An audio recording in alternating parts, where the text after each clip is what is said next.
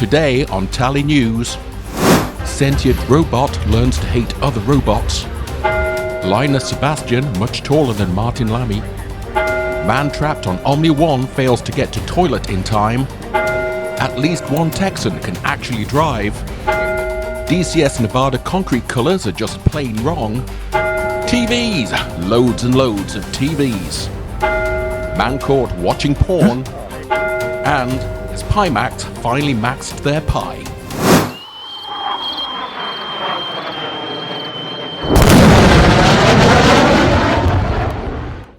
Hello, wingmen. It's that time of the year again, getting my steps in at CES 2026 while failing to find any good coffee. Luckily for me, everything I wanted to see was collected together in the one section of Central Hall. There was Moser, headsets, food porn, more headsets, digital ink art frames, advanced teledildonics, even more boring chess partners, and the perennial joy of being ignored at both the Shift All and Play for Dream exhibits. Interestingly, Play for Dream had a hyper-accurate F-16 cockpit with one glaring issue. All said and done, it didn't take me long to find myself at the main course, the Pimax stand. This year, they had partnered with Doff Reality to create a racing and flight extravaganza with a sprinkling of wing control and Moser products for good measure. I must say that Pimax's team does a very good job at engaging anybody who walks into their stand, and they exude a sincere excitement about the technology they're showcasing, an energy that appeared to be sadly lacking at the other VR headset vendors. There was not a single QLED Crystal Super to be seen anywhere. Clearly, this year was all about the micro LED, be it in the Crystal Super form or the new Dream Air. An upcoming video, which has been 6 months in the making, compares all aspects of the Super Ultra Wide, 50 ppd and 57 ppd QLEDs, along with the Super Crystal Micro OLED. So if you're interested in learning which one may work best for you, remember to click subscribe so you'll be notified. This was the first time I've seen a functioning Dream Air in person. Pimax had a prototype of the Micro OLED optical stack floating around at CES last year, but this was a finished product. There are two variants of the Dream Air, the Dream Air and the Dream Air SE. You can see the difference in the form factor and lenses quite clearly. For each variant, there is also a choice of inside-out tracking or lighthouse tracking. Unlike the Super Micro OLED, there is no opportunity to simply add a lighthouse faceplate to switch between SLAM or lighthouse tracking. So you'll need to know which tracking method you would like to use up front. Spending a few days at CES, I had the opportunity to bounce between the Super Micro OLED, the Dream Air and the Dream Air SE a number of times. I have to say that I was a little underwhelmed by the Dream Air SE. Unlike the Super Micro OLED and the Dream Air, this variant doesn't use the much vaunted Sony Micro OLED panels. The SE's panels offer 2560 by 2560 pixels per eye and an FOV of around 90 degrees. I know this headset is meant to be aimed at an entry-level PC VR consumer, but I couldn't overcome the feeling that I was looking through a pair of toilet rolls, not unlike the Megan X in that respect. The thick black border around the image was unavoidably noticeable and took away from the immersion.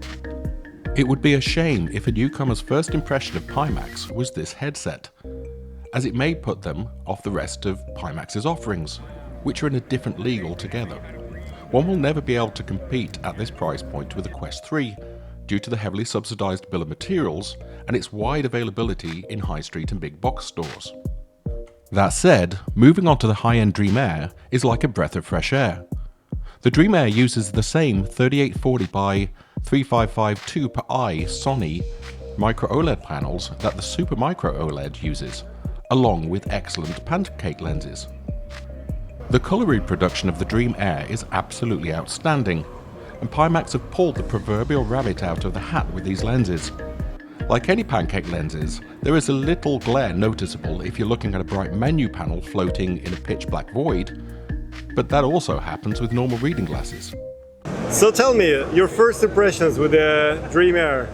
So I think if you put it on, not uncomfortably tight, but just a bit tighter, you seem to increase the field of view to a point that it's actually really good. I love the colors.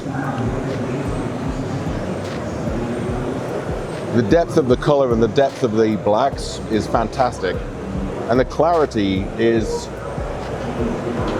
very consistent and very good to at least 80% of the field of view, which is what matters, because at the end of the day, you're more likely to turn your head than you are to strain your eyes all the way to one side. Right.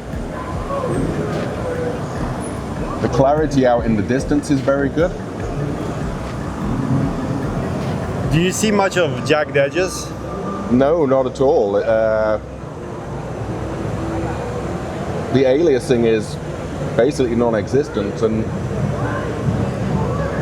I don't notice any change or disparity in the brightness of the pixels either. It seems like an incredibly consistent image. Oh wow. I'm just looking at the details down on the ground, which probably is about 15,000 feet below. Yeah, looks like that. That's outstanding. That is so good. I mean, normally one of the problems that you have in many headsets, especially in DCS, if you're doing close air support, is that it's difficult without having the cheating tags on, right, to be able to pick out or isolate what the target is or what you're meant to be actually supporting. And here you can see every single detail, everything down on the ground. It's amazing. Every little detail. It's beautiful. If this mesh was somehow slightly softer. Yeah, I totally agree. Yeah. Yeah, and so it didn't feel like you were pulling it on naturally tight. Yeah. It'd be perfect. It'd be so good, because even just bringing your eyes just that bit closer. Right. I feel the same. I have to press it against my face. It just opens up the field of view to a point that it's great. I mean, it's you can't really tell the thing is on your face when you're wearing it. Yeah. Yeah, it's super light. I mean, sure, it's just a soft strap we have right now here, but I haven't heard anyone actually complaining about the soft strap. No, it's like, it's just comfortable. I haven't noticed any. When you put it on, it doesn't feel, well, let me back up. When you put on the Quest 3 with a standard headset, the first thing you notice on the Quest 3 is that you can feel this on the back of your head. Yeah. And you can also feel the whole headset trying to tip forward. Look at where I'm placing my fingers on the pivot point. Yeah. Perfect. Yeah, that's really, really good balance. Yeah. Try that with the Quest 3 and it'll be on the floor. Yeah, exactly. Or the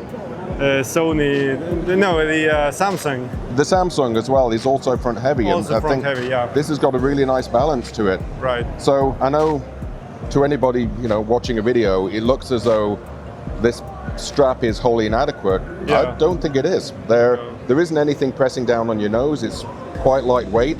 Yeah. And something else I like is just how tidily this comes on and off. So yeah, and it never falls off by itself. No. I haven't seen it fall off once even. And that's it, back on, done. Yeah. What I did find to be excellent was the distortion profile and the performance. Optically, the Sony Micro OLED panels are just as sharp, if not sharper, than the giant panel used in the QLED versions of the Super. Having a very high pixel density doesn't matter if you're unable to optically project that precision through the lenses onto the wearer's retina. Pimax have done an outstanding job with these lenses. Onto weight and balance, the Dream Air is one of the lightest headsets I've ever put on my head.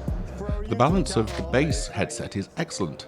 There is little to no moment pitching the headset downwards onto your nose. This is like wearing lightweight ski goggles, almost unnoticeable.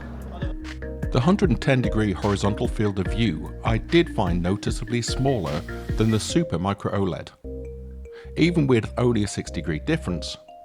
However, the Super Micro OLED is also noticeably lighter than the QLED variants, so as a simmer, I'm not quite as sensitive to the additional weight of the Super Micro OLED compared to the Dream Air. Initially, the Dream Air has been tailored towards social VR and highly active FPS applications. But it should be noted that people using the Omni One in Arizona Sunshine, or those in iRacing, didn't complain about the weight of the Supermicro OLED. That I could tell. To wrap up, I'd say that both the Supermicro OLED and the Dream Air stood out, for me personally, as best in show, especially when comparing against the latest that the VR industry has to offer. Both have built-in eye tracking, which is becoming somewhat mandatory for a high-end PC VR headset in 2026. Again, if you're interested in a more in-depth appraisal of Pimax's current offerings, remember to hit subscribe so you can catch my upcoming comparison video. Until next time, wingmen.